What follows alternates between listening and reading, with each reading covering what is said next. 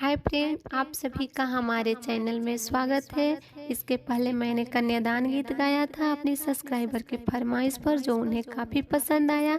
तो आज मैं उनकी दूसरी फरमाइश पूरी करने जा रही हूँ। अगर आप सबको भी ये गीत अच्छी लगे तो प्लीज़ मेरे चैनल को सब्सक्राइब और वीडियो को लाइक कर दीजिएगा। ये गीत मैंने खुद से लिखा है, तो चलिए सुनिए।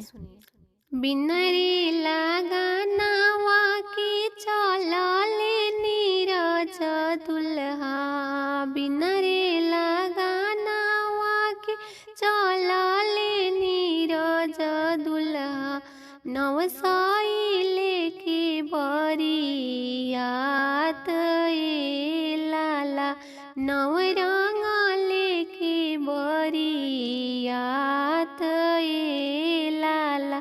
अधरहिया भेटेले सारावा सोनुआ सरवा, अधरहिया भेटेले सारावा शांतनु सरवा, कहाँ दुल्हा चलल जालिम जोड़े लाला, कहाँ दुल्हा चलल जालिम जोड़े लाला। तोहरा बहिन के सरवाना माँ जब से सुनानी हो, तोहरा बहिन के सरवाना माँ जब से सुनानी हो, लागे ना माना वहाँ मार ए लाला, लागे ना माना वहाँ मार ए लाला।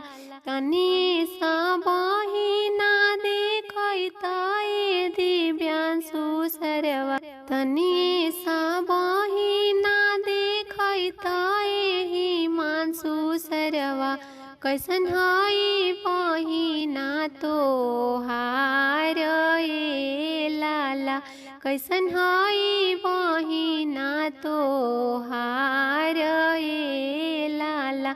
हमारी बहिना दुल्हा पाना जैसन पातरी, फूलों से ज्यादा सुकावार ए लाला, फूलों से ज्यादा सुकावार ए लाला। हम नाही बहिना देखाई बे नीरज दुल्हा, हम नाही बहिना देखाई बे नीरज दुल्हा, लग जाई है नजर तोहार ए लाला, लग जाई है नजर तोहार ए लाला।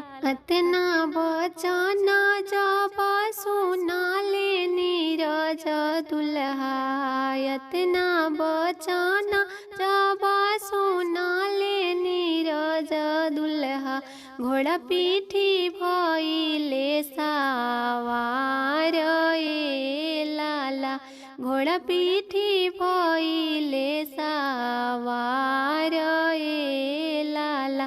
अपनी बहिना सरवाय अपने नीरे खसु, अपनी बहिना सरवाय अपने नीरे खसु, हम करबो दोसर बियाह ए लाला, हम करबो दोसर बियाह ए लाला।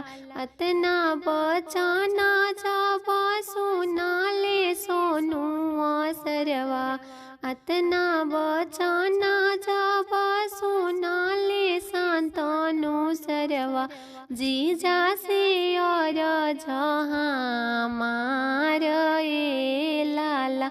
अब हम बहिना देखाई बे नीरज जीजा, अब हम बहिना देखाई बे नीरज जीजा, रौरे से करबो बियाह ए लाला, रौरे से करबो बियाह ए